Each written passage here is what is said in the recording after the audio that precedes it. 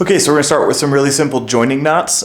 These are used to join two ropes together, two ends of a rope together. We'll start with kind of the most basic ones and work our way up. So to start with, if we have two ropes or two ends of a rope that are the same diameter, we can use a really basic knot called a square knot, also known as a reef knot. And this knot's really simple to tie. There's an easy saying for it.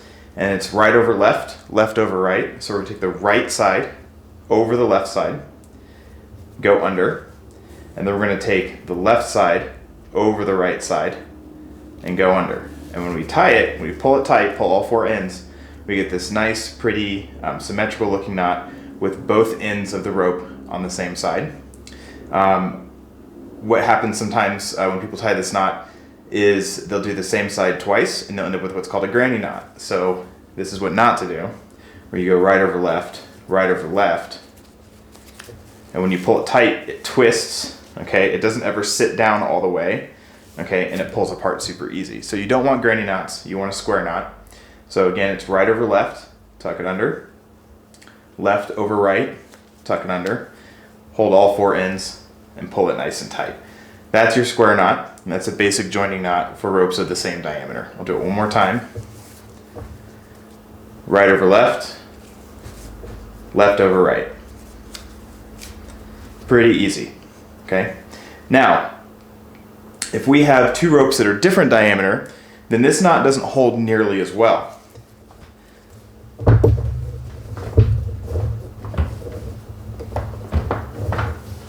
Sorry, I've got a pile of ropes down here. So these ropes are fairly close in diameter. This is a 1/2 inch. This is 10 millimeters. So they might not look that different on camera. And honestly, they could probably be tied together with a square knot just okay. But for our purposes, we're going to go ahead and use them and say they're different diameters. This is especially important if you have a very thick rope and a very thin rope. So this knot to join these two together is what's called a sheet bend. Okay, and a sheet bend is a pretty simple knot. The first step is to take your large rope, the end of your large rope, and you want to create what's called a bite. And a bite is just a bend in the rope. Okay, so we have our bite. It doesn't matter how you hold it, you just want to hold on to your bite. Next, we have our working end of the rope here. What we're going to do is we're going to come up through the bite. Okay, we're going to go over and underneath both parts of the bite, just like this. And then we just take the working end and tuck it back underneath itself, just like that. Okay, so we have this kind of squiggly, number 6 shape here. So what we do is make sure we have enough tail here, 3 to 4 inches of tail, and then we only hold 3 of the 4 ends. Okay, so these 2 ends and the working end here, and we pull it tight. This is called a sheet bend. Okay, and this will join ropes of 2 different diameters. If for whatever reason you feel like, I really don't want this to slip out, you can also do what's called a double sheet bend, where you take the working end around twice and pass it back through both of them. It just adds more friction in the knot. It's really not necessary. A single sheet bend, I've never seen an instance where it didn't work, but if you need to, you can do that. So again, a sheet bend starts by taking the large diameter rope, making a bite, taking your small diameter rope up through the bite, around both ends, and then back under itself. Now it's important you don't go back through. You want this to stay on top. If you go back through,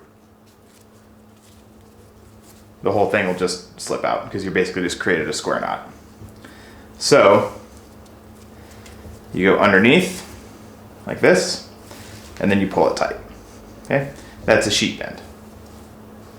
Now the next knot I'm going to do is if you don't have rope, but instead you have webbing. So I've got a piece of webbing here. And if I wanted to join 2 ends of it together, either if I had 2 separate pieces or if I wanted to create a loop, okay, a square knot does not hold very well in webbing. Obviously webbing is flat and thin, so its holding characteristics are different. And so we need a different knot for this. And so what we're going to do is we're going to tie what's called a water knot. So a water knot starts by taking one end of your webbing, and you're going to tie a very simple overhand knot. Overhand knot is about as simple as it gets. It's really, I mean, even explaining it's hard because it's just so simple. Your working end goes around your standing end and then through the loop that was just made, okay? Now, we want to dress this so it sits nice and flat, okay? We don't want twists in this knot for two reasons. One, it's going to hold better if it's nice and flat, and two, it's going to make it easier to see what we're doing. So all I did was just make sure to take any twists out of this, okay? So we've got this overhand knot, and you want to keep it loose. So I'm going to keep it real loose here. Now you're going to take the other end of your rope, or if you had your webbing, or if you had a second piece of webbing, and you're going to follow this knot all the way back through in reverse. Okay, so you're going to match the two ends up. All right, and when you look at this, you can see that there's kind of an outside and there's an inside, and it's easier if you follow this outside here. So I'm going to take, in this case, this webbing has blue stitching on one side, so I'm going to follow the blue stitching here.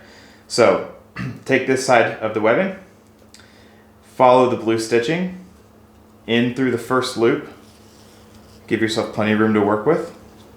We're going to keep following this blue stitching all the way around until it comes through the second loop. And then we hold all four ends and we pull it tight. Okay. Now, this is called a water knot. This will hold this incredibly well. It's not going anywhere. And it's nice and neat. And that brings up another point with our knots, is that if our knots are twisted and they're not nice and neat, then they're not going to work very well. So again, for the water knot,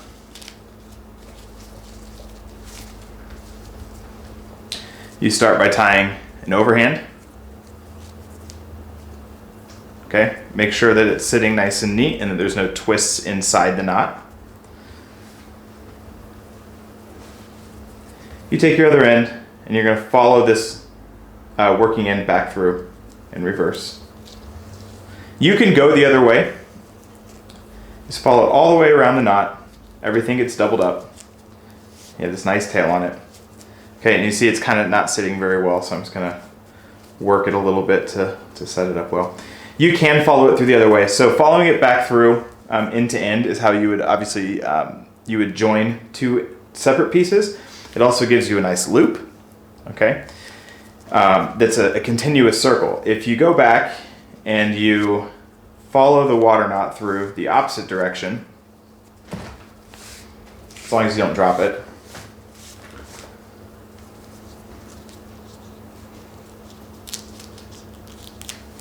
you can follow it back through the exact same way, except you're just going from the standing end instead of the working end.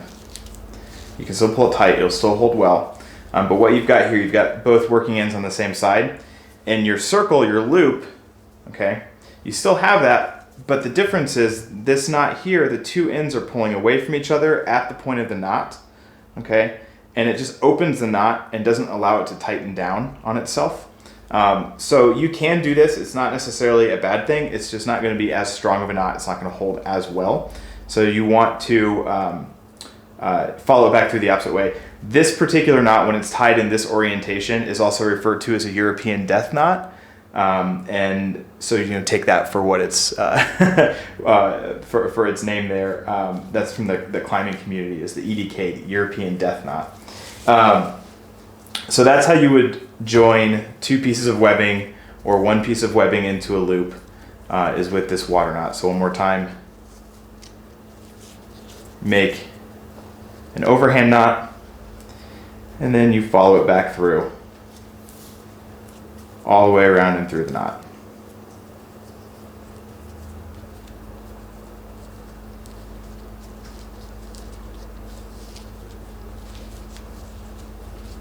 Okay, there we go. And now you can see when it does pull, it pulls in line, and pulling on this actually tightens the knot down as opposed to opening it up.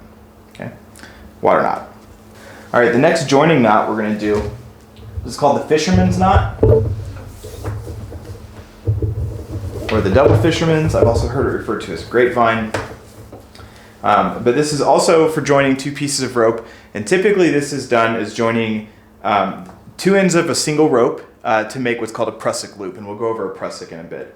But what we're going to do here is we take the two ends. This one's a little complicated, so I'm definitely going to go slow and tie it a few times and try to not interject with stories and quips and whatnot. But you want the two ends to pass over each other, okay, and be parallel and in line, so that they're just laying flat. And you want to give yourself plenty of tail for this knot. The thicker the diameter of the rope, the harder it is to get this knot to set correctly. So it might not tighten down all the way. This is kern mantle climbing rope, and you can see you can't fold it, right? There's fibers inside here, and so it's not going to tighten down super well on itself. It works better with different constructions of rope and with smaller diameter rope, but for the purposes of demonstration, bigger's better. So what we're going to do, it doesn't matter which side you start with. I typically just work left to right. I don't know why, this is always how I've done it. So I'm going to hold the rope with both pieces of rope with my right hand, and with my left hand, I'm going to take the working end, and I'm going to wrap it around both this standing end and itself at least once. And then if you go twice, it's called a double fisherman's. If you go 3 times, it's called a triple fisherman's. All right. And you take this remaining end and you push it back through itself and you pull that tight.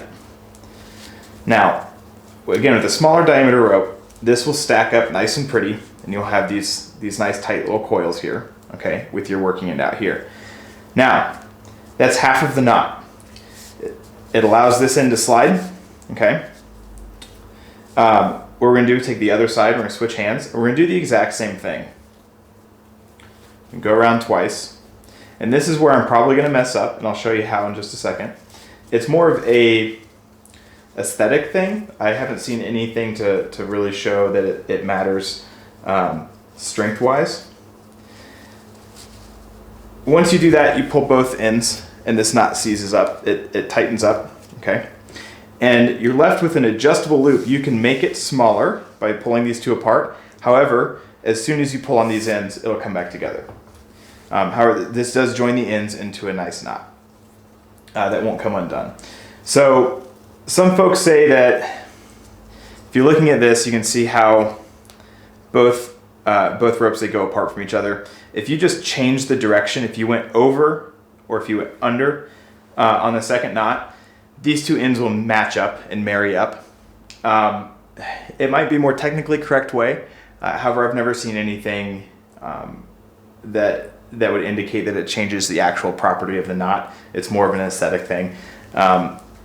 So, like I said, it doesn't quite tidy up as well because it's a thicker diameter rope. But that is your double fisherman's. So I'm going to take that apart, I'm going to tie it again.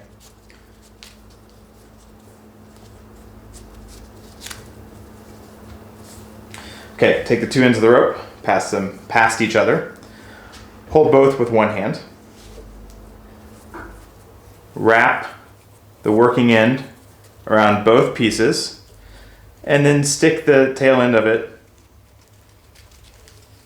back through itself, and then pull that tight. Okay, now we take the other end, we do the exact same thing. All right, we're going to wrap it around, and this time I went the opposite direction, so we'll see if it changes. Wrap it around itself and the other rope twice. Pass it back through all those loops. Pull that tight, and you can do that and then snug it up. Now you can see how these two sides marry up a little bit better. Okay, they just sit a little bit closer, a little bit more flush. Again, it doesn't change how the knot works, so you don't have to worry about it. It's more of just an aesthetic thing. You can do this with just one loop, and that's just a single fisherman's. My knot tying came from a bit of a climbing background along with some other things, and so for climbers we always want to have at least 2, if not 3. So that's just kind of how I always teach it. You might as well just do 2. It doesn't take a whole lot of extra rope, and it just gives you a little bit more security that this tail end isn't going to come out. Okay, so that is our double fisherman's knot. So let's talk about some loops. Loops are really helpful for a lot of reasons. It allows you to attach things to the end of a rope, like a carabiner or maybe even a tent stake. And they can also be a life-saving tool actually as well. So we're going to talk about some basic knots and how to make a loop in a rope that's strong and will stay where you want it to and not slip. So the first knot we're going to cover is what's called a bowline. Okay, a bowline will give us a fixed loop at the end of a rope. It's very strong and it's fairly easy to tie, and it's got a fun little story with it. So with the bowline, I'm going to try and make this as little as not confusing as possible. But again, we have our working end here, which is our tail, and we have our standing end here. So the first step of the bowline is we actually want to make a loop, okay?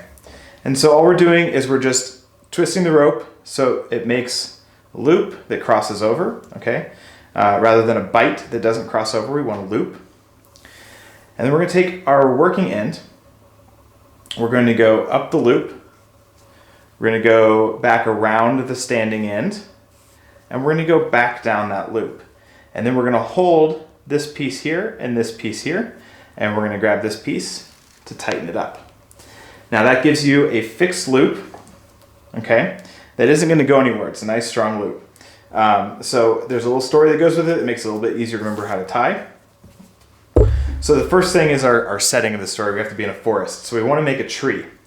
Now, trees have roots that go underground. So you want to make sure that if we have our tree trunk here standing up, okay, that its roots go underground. So for this loop, the standing end is the tree.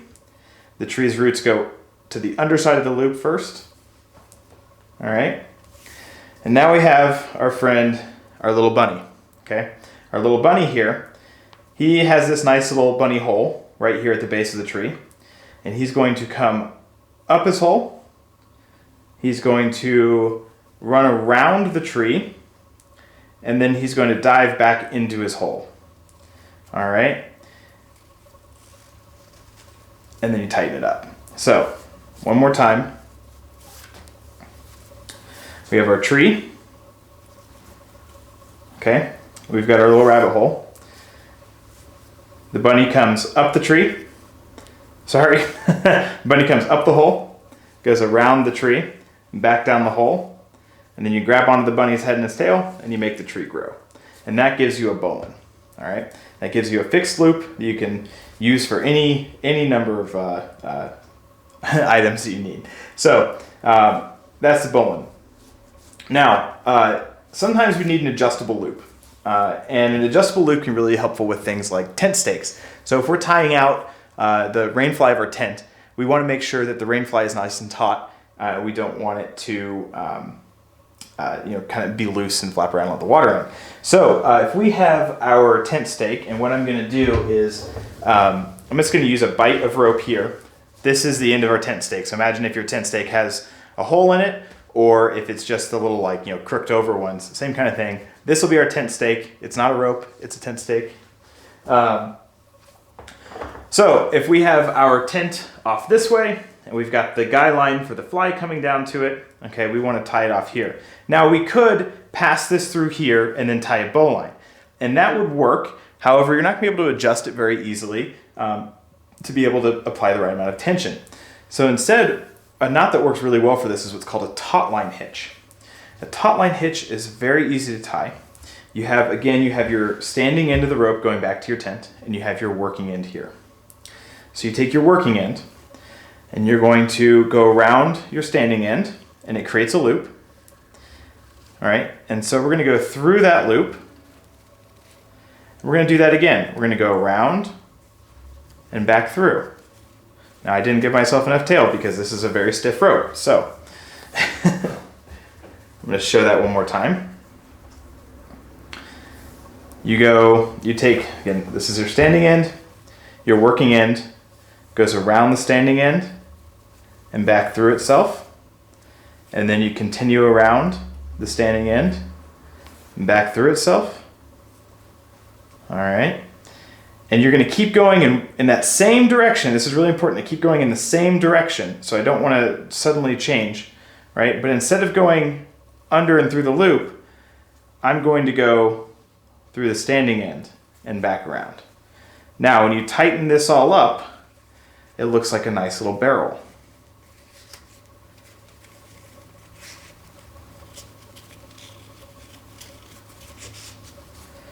Again, this is stiff climbing rope. This is not the most ideal for this. And I'll do it again with the smaller paracord. That way you can see how it works a little bit better. All right, now this is our Taut-line hitch, and it gives us a sliding adjustable loop. However, when the loop itself, the knot doesn't like to sit because again, it's so stiff.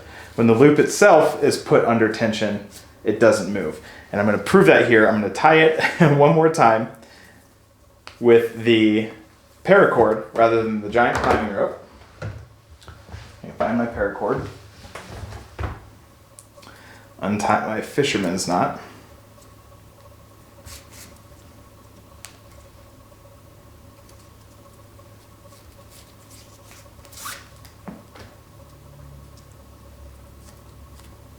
okay.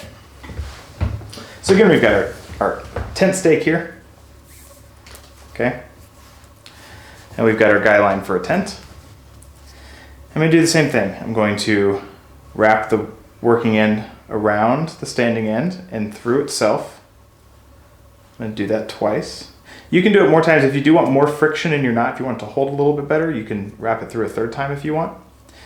Okay, and then again, working in the same direction, I go around the standing end again, but above the loop and pass it through.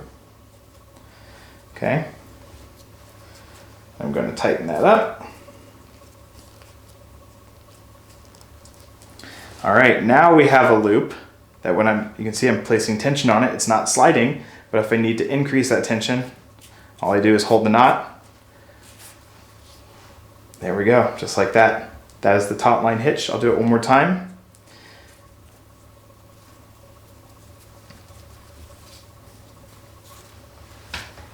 I'm going to do it one more time again just so you can see it. I'm going to do it with this green rope. So again, we pass through our tent stake. I'm going to go ahead and drop the tent stake at this point. It doesn't matter. We don't need to hold the tent stake to tie this knot.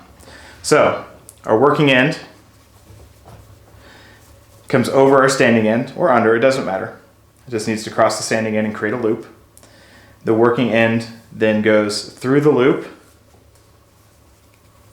We're going to do that one more time. We're going to go through the loop and we're going to keep going in the same direction. See how and move to the top above the loop. Okay. And we're going to pass it through there. Then we're going to tighten everything up. And when you're done, the knot should look like this, where you have 3 parallel pieces of rope with 1 piece of rope crossing over the top. Okay? That's the Taut-line hitch.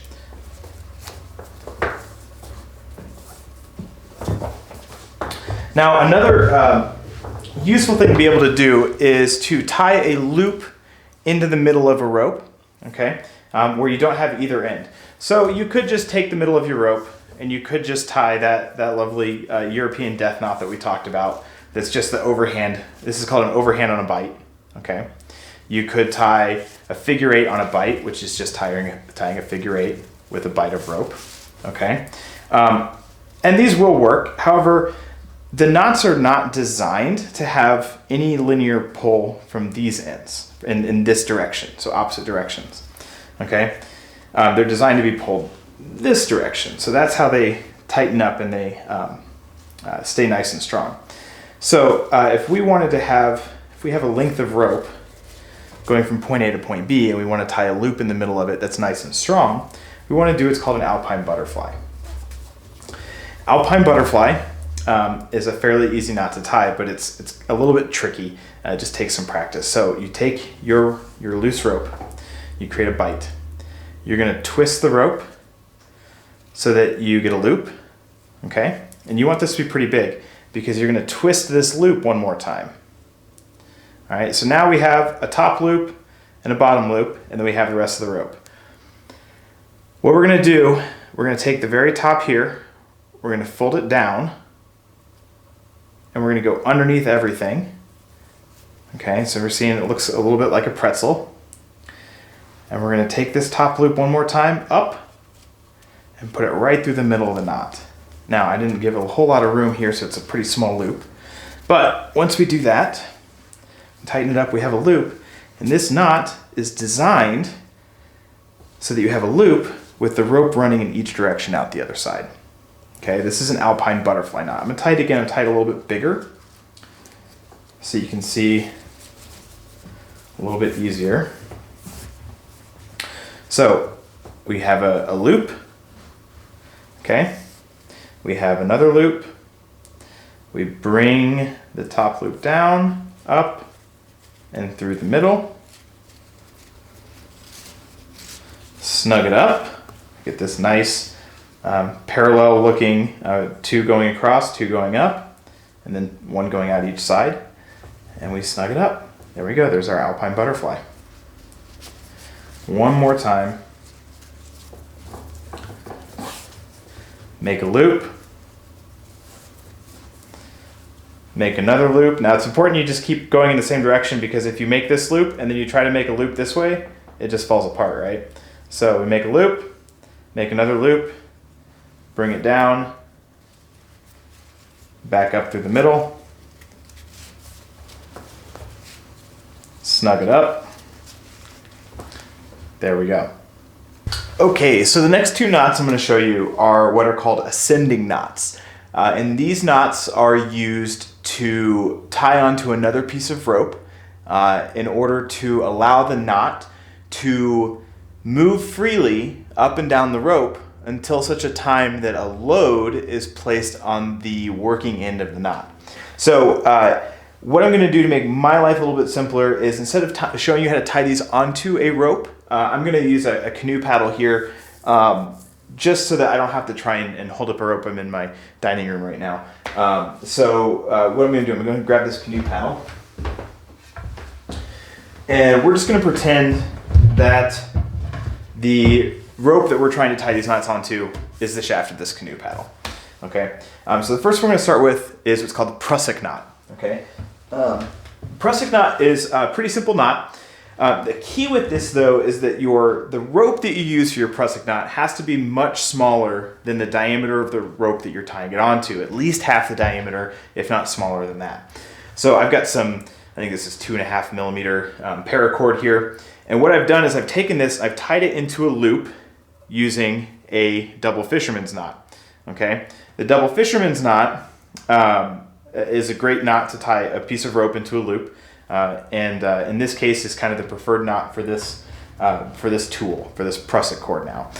So what I'm going to do is, with these knots, we don't ever want to put the load directly onto the knot here, and we don't want this knot to interfere with what we're going to be tying.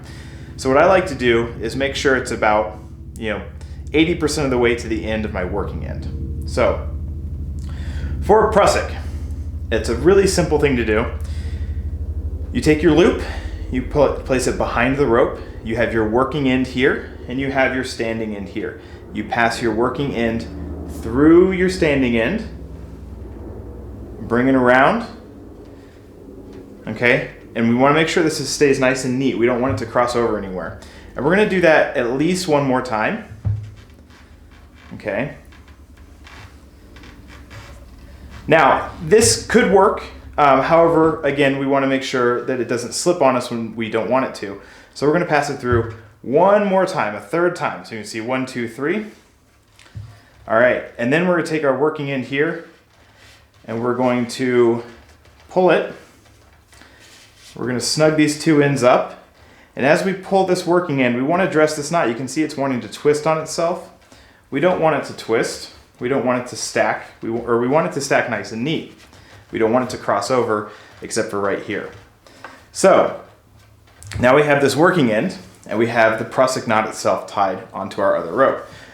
If you grab the coils of the Prussik knot, you can slide this up and down all day, no problem. This end here, if we pull on this, it binds the knot, okay? And I'm pushing down pretty hard, and it's not sliding anywhere. Now this is a tapered shaft, so I'll move it down here so it's tapered the other direction. All right, and I'm pulling it down and it's not sliding, okay? The Prussik knot here is doing exactly what it's supposed to do. It's holding still when you place a load on the working end. Okay, it's a Prussik knot, pretty straightforward. So I'll go over that again. We have our loop of rope, okay?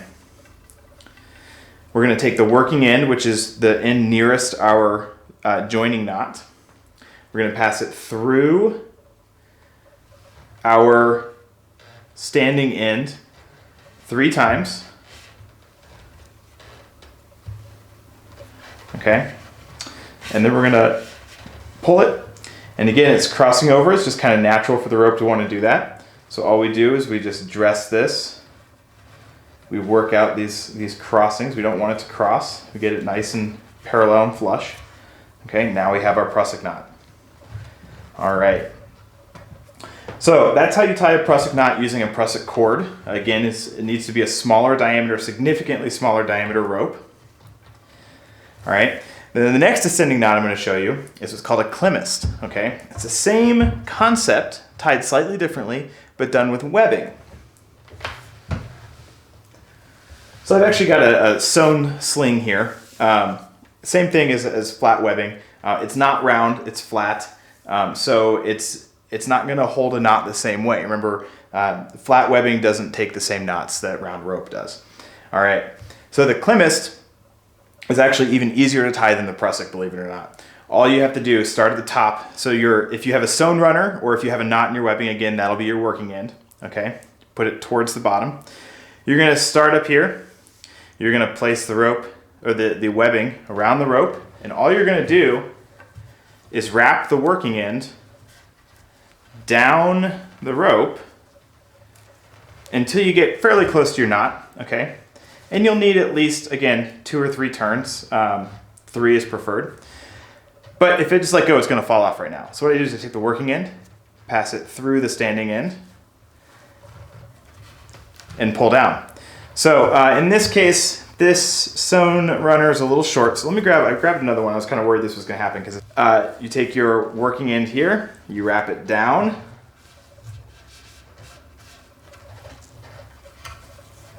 keeping it nice and flush, okay? And then you pass it through. I'm just going to pull that one end. That makes it a little bit easier. Okay. Dress the knot so you take all the twists out of it.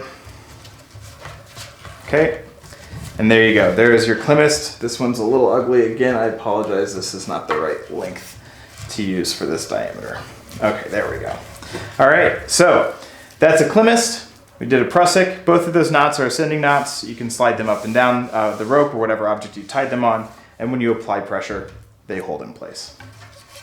All right, so I've got 2 more knots I'm going to show you. And these knots are used to join a rope to a round object. Okay, so if I want to tie this rope onto let's say it's the crossbar of my car, and I want to tie it down to one end so that I can throw it over my canoe for the other, right? I want it to be able to hold securely here. And a really easy knot to tie for that is what's called a Clove Hitch. Clove Hitch is very simple to tie. You have your working end and your standing end. You place the rope around the object you're going to tie onto. You go all the way around, okay, and you cross over. So it's important that the rope crosses over. You see how it kind of makes an X here? Okay. You keep going all the way around underneath the standing end this time, and you go back under the top of that X, just like that. And when you pull the 2 ends, you have the standing end coming out one side, the working end coming out the other, and you have a diagonal going across both. Now, this knot will spin, okay? If you don't leave enough tail or if you're using too thick of a rope like this is, it'll kind of loosen up a little bit. However, using the appropriate size rope for the appropriate task is just as important as choosing the right knot. So if I pull on this end or this end, all it does is tighten up. So if this is the crossbar of the car, right, and I'm getting ready to throw this over the canoe and then try to tie a trucker's hitch on the other side, that's going to stay super tight. All right. Now, if you have square bars, I actually have square bars in my car. This knot still works, but it doesn't work as well. And I'll show you another one in just a minute. I just jumped ahead of myself. But what I wanted to show you, so this is the Clove Hitch. I'm going to show you how to tie that again. So again, we take the rope, we go around the object we're tying it to, and we cross over. So we go above the standing end, and then we go around one more time going below the standing end, and then underneath itself, just like that, and tighten it down. Okay, one more time. Go around, make the X, go around, go underneath the X, just like that. Okay, that's the clove hitch. All right. Now, if you are tying on something like a canoe paddle, where you actually have the end of the object you can use, okay, there's a little bit faster way to tie this knot. It's really simple. You make a loop. So in this case, I got my working end over here, standing end over here. I'm gonna put the standing end behind the working end. And I'm gonna do the same thing again. I'm gonna make another loop with the standing end behind, just like that. Cross them over each other, okay? And now you can see the knot is right there, okay? Place that around the top of the canoe paddle, tie it down, okay? Just like that, all right? So one more time for that one.